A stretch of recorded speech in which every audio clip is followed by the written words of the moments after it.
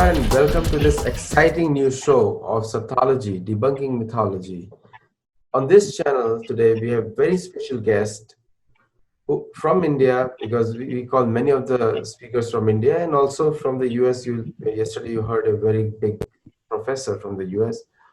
So today we call this gentleman because he has seen what the left can do in the politics bad. That's why I always say we are neither left nor right. We are in the center. We are dharmic, and we want to follow that path of logic and reasoning instead of being on the wrong side or the right side. So that's what this gentleman said just 2 minutes before I was talking with the same person. So let us all welcome Kapil Mishra from Delhi, who is a Hello. who is a Namaste. religionist, who is dharmic. At the same time, he is also trying to win active politics. So, welcome, Kapil Mishra. Namaskar. Thank you. Thank you. Namaskar. So what was the mindset? If many of you do not know what is a political party, they call AAP, which is called Aam Aadmi Party or Common Man's Party, political outfit, and somehow I won't go into details because most of the people won't understand what are the details, but people who know them with the name itself. So, what was just the ideology of that party, and why did you join them when the ideology was knowing well their ideology? So you are talking about something in the past. Let me share a few details. I was studying in Delhi School of Social Work. I was doing my master's in social work from Delhi University. At that time, I was involved in various social student social movements. So we have done one legal battle, public action against a legal decision by court on Jessica Lal murder case, and we forced the court to reopen the case. We have worked on the issue of Yamuna River pollution. So while doing all those things, I was also when Commonwealth Games held in Delhi, I was one of those few people who were actually working, fighting against the corruption happening during the Commonwealth Games. And I wrote a book called "It's Common versus Wealth." So it was at the same time when India Against Corruption was started. So India Against Corruption was public movement against corruption in India. I was one of the founders of that movement. Arvind Kejriwal was also there, Manish Sisodiya also there, Prashant Bhushan, Yogendra Yadav. Everyone was there when this movement was started. Anna Hazare became the face of that movement. So it all started like that. And then within few years, India Against Corruption converted into a political party. So the ideology was anti-corruption. Ideology was anti-establishment. Ideology was decentralization of power. Ideology was definitely nationalism because Bharat Mata Ki Jai was the key slogan that we were raising during India Against Corruption. Idea was non-appeasement. Idea was no caste politics. So these were the core ideas that we believed India Against Corruption movement was carrying forward, and Aam Aadmi Party was supposed to carry on with these principles, these values. So I contested election, won election. I was minister in Delhi government, but the core ideology, which was anti-corruption, that was being compromised. I highlighted that issue. I have filed certain cases. The proceedings are going on in Indian courts. So that's how when they started not following those key values and principles of non-corruption, of non-appeasement, of nationalism, of no caste politics, when all the dirty symbols of Indian politics started creeping in Aam Aadmi Party, that was the time when people like me and many of us have decided to actually leave Aam Aadmi Party. So in nutshell, this is how it was. Yeah.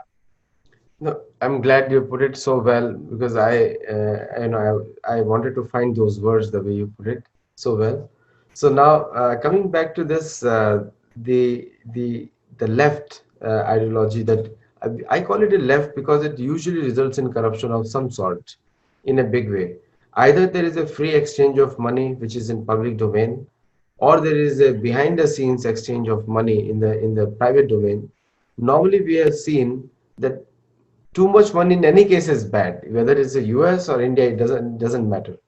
But in the case of Aam Aadmi Party, because when you're running a public institution, the transparency, when the transparency is lost, then the allegations usually come in a big way. And that's what happened to Aam Aadmi Party, the one which you had. Now coming back to your transition, because you are a nationalist, you are a pro dharma, you are in the right in the middle. I've seen all your videos and talks. So how does it, uh, from personal side, I don't see any change in you. You were the same person before, you're the same person now. So, but for the audience in a perception, they might see some kind of change that yes, you have become more nationalistic now. You're come in the center. How do you answer to those points to the people? Let me share two, three things. One, there is no left in India. It's leftovers, and basically, all those who want to do anti-national politics, they are basically calling themselves as left in India. And I think similar is happening in US as well. What happened in Shaheen Bagh is now happening in Seattle. Exact copy of Shaheen Bagh is taking place in Seattle. So that's just one observation that I wanted to share about my transition. I think you said it right. I have actually not changed. When I was a minister in Aam Aadmi Party, tourism minister, there was an event happening in Delhi where Mehbooba Mufti, CM of Jammu Kashmir, was there as Chief Minister of Jammu Kashmir, and I was participating as Tourism Minister of Delhi. And just I'm sharing this example to make it clear that I was very nationalistic even at that time. So from stage of that event, I questioned Mehbooba Mufti, do you think Afzal Guru is a terrorist? Do you believe that Burhan Wani is a terrorist? And if you don't, then terrorism and tourism cannot go together. So you have to speak about it publicly on this stage before this audience, whether you believe Afzal Guru is a terrorist, Burhan Wani is a terrorist or not. So that's the stand that I took even when I was in Aam Aadmi Party. When NIT Srinagar, students were removed from college because they were actually having Indian flag tricolor in their hands. I was the one who went to Srinagar and supported those students of NIT Srinagar. So I was very clear about where we should stand, about my ideology, and I think that became the key factor why people like me started then leaving Aam Aadmi Party, because in Punjab, during Punjab elections, many people in America and Canada, they have also seen Aam Aadmi Party was clearly taking support from anti-nationals, Khalistani groups. So that was a big change in the way we started Aam Aadmi Party, or in the way we started India against corruption. So that's one example, and there were so many others where our nationalist dharma ideology was clearly in conflict with the way Aam Aadmi Party was moving ahead. So there were so many small conflicts happening, and then plus this corruption issue. I think so. All this together was making it very impossible for anyone who loves India to remain in Aam Aadmi Party. No, no, good point. Good point. You said tourism and terrorism cannot go together. And it's a catch line as well. So coming back to this point about, like you correctly mentioned, I think it's the first time I'm hearing there's no left. There are people who are illogical, and you draw a good comparison also between Seattle and Shaheen Bagh. Seattle is a carbon copy of what happened in India. It's a total carbon copy where they blocked off a street completely and they're protesting in the name of Black Lives Matters. But that is just a front. Behind that is something else which most of the people in India know of. The fanaticism is behind that particular protest, and it is fueled by people who actually fueled the Shaheen Bagh protest also. That's what it is Yes. publicly coming out to be known. Same group funding both the protests in India as well as in the US. But most of the Americans can't speak about it openly. And it's the same, the scourge of the media as well, where the media doesn't let the sane voices speak on the channel again. Now, my next question to you is, since you did not change, and as a person, I can still see you. I saw a couple of videos, old videos and new videos when you were as a minister and now.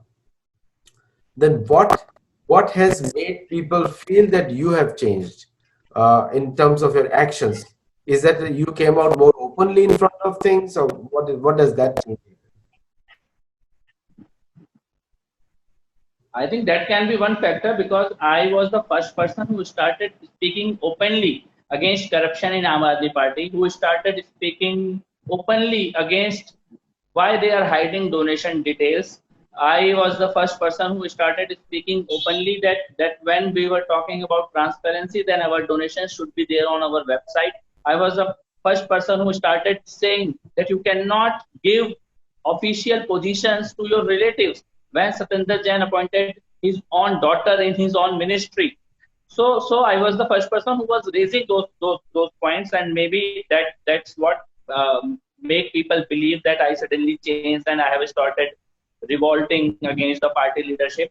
All those points were valid, and people accepted that, and even people who oppose me, even they accept that these were the real logical arguments that the questions that I was raising, and these were the best. For example, let me share one thing.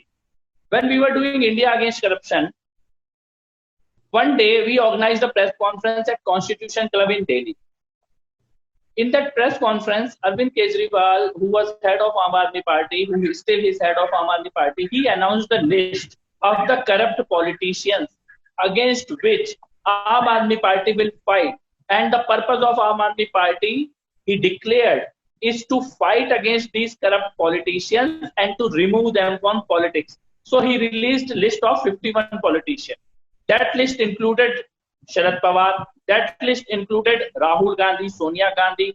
That list included Lalu Yadav. That list included Mayawati and Samajwadi Party. So every single person that Arvind Kejriwal mentioned in that list, he is now in coalition with all those people.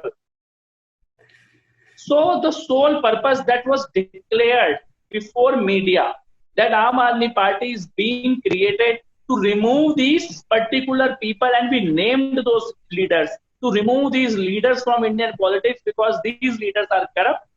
Aam Aadmi Party actually, so we saw one day Sharad Pawar was sitting in a room, Arvind Kejriwal with a Congress leader, and Sharad Pawar was mediating how Aam Aadmi Party and Congress Party can form an alliance. So you can you see the change? Can you see how totally they have actually reversed every single value and every single public announcement? So even about their own purpose, even about the purpose of Aam Aadmi Party was exactly reversed. So the only name that was not there in the list of corrupt leaders was the name of Narendra Modi. And now today Aam Aadmi Party is fighting only against Narendra Modi. So that's the big change. That's the complete reversal of the ideology that happened in Aam Aadmi Party. So maybe because I am speaking, I am vocal against it. I have reached to court. I have reached to all public agencies. I am in public, and also when Aam Aadmi Party started Muslim appeasement politics in India, I clearly and very vocally started opposing it. And when Shaheen Bagh happened in Delhi, I actually came out on road and I said, you cannot block our roads. So maybe all these factors make certain people believe that I have changed. But basically, I have not changed. The party that I belong to, that changed totally. And I stood with all my ideologies and all my principles, and I decided that then now India has to stand firmly behind Narendra Modi. He is the one who is taking India forward. And all the forces that want India to weaken India, they are now fighting against Narendra Modi. Very rightly said. And also, you know something more about Shaheen Bagh than anybody else, and therefore you could make the right comparison. I just assumed the comparison, but you know much more than that. So, what was it will be a long story and can be a separate program in itself, which you have said in many places across the YouTube. In short, can you summarize for the people in the West what was that protest all about? or is it still continuing even now? So let me first tell you, people who attack on our police officers, people who destroy our national assets, national properties, they don't do it for a cause. They do it because they want to weaken the society, weaken the country, and they want to create a chaos all around. And they want legitimate democratic powers to become weak so that some small minority fringe groups they can take over. So that's what was they trying to do in Shaheen Bagh in India. That's what they are trying to do in USA, in Seattle, in every other place in USA right now. So Shaheen Bagh, there was a law that was passed in Indian Parliament, CAA, Citizenship Amendment Act. The law was for the minorities living in Pakistan, Afghanistan, and Bangladesh who were being tortured because of their religious identity. And that law enabled them that they who already in the past have come to India running away from the sufferings in Pakistan, Bangladesh, and Afghanistan to give them a citizenship of India. So that law was nothing about people who are already Indian citizens. That was nothing about Muslims in India. So these were not even mentioned in the law. But some anti-national powers, they thought it's a good opportunity to divide Indian Hindu and Muslim, to provoke Muslims that it's against them, to misinform them that their citizenship will be taken away. And they started a massive misinformation campaign, a massive propaganda among Muslim youth in India. And they also planned a massive violence so that a situation of lawlessness can be created in India. And they timed it. They timed it with the visit of American President Donald Trump. And they publicly announced that when Donald Trump will be in India, we are going to organize massive violence so that all across world countries will witness the lawlessness in India, the chaos in India, the problems in India. So that's what their purpose was. And they started way back in December 2019 from Jamia, from Aligarh Muslim University, from various Muslim clusters in India, and they started burning city buses, burning public properties, attacking on police officials, right? Exactly what's happening right now in Seattle. And then when Donald Trump was here, they actually organized a riot where more than 56 people were killed. So that's what they wanted to do. They tried to do it, they achieved it. And now police is investigating, police is arresting certain people, and we are finding international funding that was being provided to the people who were doing riots on the street. Even people like Zakir Naik, they have funded. Key accused actually went to Malaysia and had a meeting with people like Zakir Naik. So that deep was their planning, that deep was their network. It was also police is now finding that they were accumulating weapons and assets and sort of country bombs to attack people. So all those weapons and strategies were being planned in advance for months. Fund was being provided for months. There are now WhatsApp chats that police has revealed where they were planning for months how they will attack common citizens, how they will organize themselves when they will organize riots, how they will block the roads, how they will attack the police. So everything was well planned, and they tried to implement it, and they actually organized massive violence on the streets of Delhi for continuous 3 days, and they were killing common citizens. So that's what happened in the name of Shaheen Bagh in India. That's what exactly they are planning in USA. Let me just conclude it by saying one thing. What is their strength? Their strength is when they will do violence. Majority of people who are peace-loving, nation-loving citizens, they will sit at their homes and they will just watch it. They will not react. They will not come out. They will not oppose it even non-violently. That's what their basic theory is. That's how they work. When we in Delhi, non-violently, decided to come out on road and say, okay, we will not allow you to block our roads, that irritated them because they just believe that common nation-loving citizens will never say anything. They will remain silent and they will let them burn the city. That's what's happening in USA. This is how terrorists work. They think that few hundreds of them will come and kill anyone, and all the general population, peace loving citizens, will just keep watching, and will just let them do it, and will keep watching the news on TV. The only way to stop them is to go out, say no to them, claim what is our right, and stop them non-violently, legally. But we have to be very vocal about it, and we have to ensure that they are stopped. Yeah. Very good point, and I think I learned a lot from you the way you explained the perspectives here. You're absolutely right. The silent majority holds the key. And Yes. even today, the elections have not happened, but I know for sure the 46th president will be President Trump. So, because the silent majority will talk through the ballot, and just because they are not speaking in the public doesn't mean they are not watching. And also for the students who are watching this show, live show, is that it's better to be grounded in facts rather than react to propaganda. The left is very expert in propaganda, and people who are trying to capture our brains with their imaginary freedom. But we have seen the world over, including the protests that you said, the left and the liberals are actually not liberals after all. The people who They are brought, not. they're not. Most Their rigid, fancy most names, they rigid call ideology. their fancy names, they call themselves progressives, but actually they're the most digressive people. So they attract you with Most those. of them believe in an ideology that takes us back 1400 years back, and you know exactly what I mean. Exactly.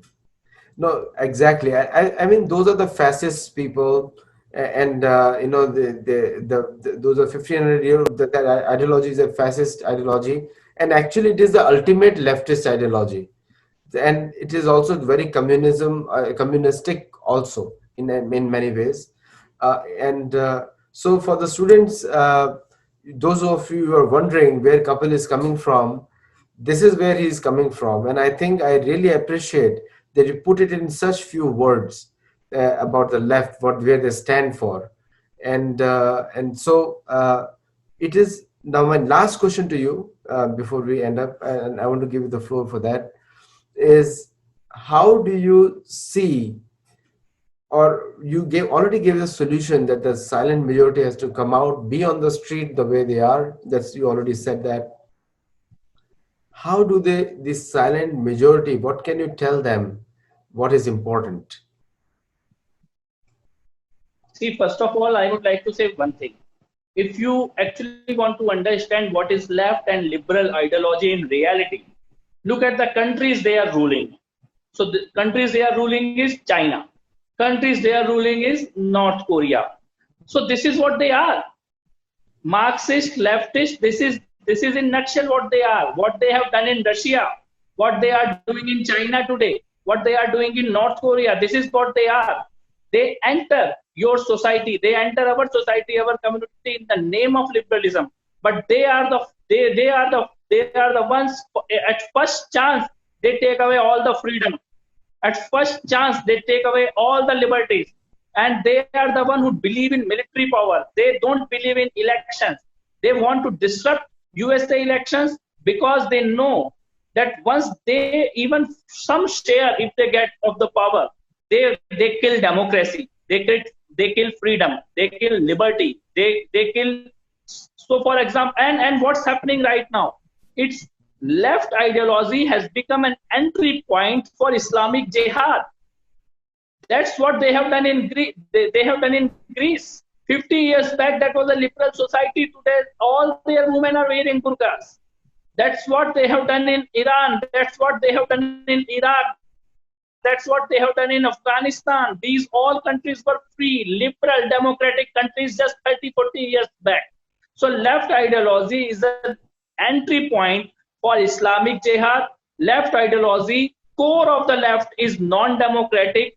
Core of the left is against the freedom and liberty. So that's what they are trying to do in America. They use all the liberal language, but behave exactly opposite. And if you look at their reaction when the way they react to their opposition arguments, their opposition logic, they don't give any freedom of expression there to anyone. So our friends in United States, I would like to just say one thing: claim your right, save your country. This is the battle to decide what will be America look like in future. How are you, whether America will remain a superpower or a country where citizens can actually just go out and fulfill their dreams, fulfill their aspirations, a country where all across the world people just dream of that their countries can behave like USA. So I think America is a great country. Donald Trump is actually leading the battle against leftist and Islamic jihadis and communist powers all across the globe, not just in America. He is facing massive propaganda war, massive media machinery which is funded by Islamic and leftist power against him. So you can imagine what's happening, and you can also imagine. I believe that Trump is winning. Everyone believes that Trump is winning, but people, just for 1 second, imagine what if leftist, communist, Islamic powers get an entry into American political power system. Imagine what will happen 2, 3 years, 4 years down the line. Can you even imagine? I think time to wake up, time to claim your rights, time to claim your citizenship rights, time to be very vocal about it, and time to give a decisive mandate against Islamic Jihad and against communist powers who are trying to weaken America. Yeah. Thank you. And I think we have seen some trailers in Michigan and Minnesota. We've already seen that. And the third trailer was seen in Shaheen Bagh. So viewers, thank you so much, Kapil Mishra ji, for joining. And it's a real pleasure to have you here. And thank you so much. Namaskar. Namaskar. Thank you.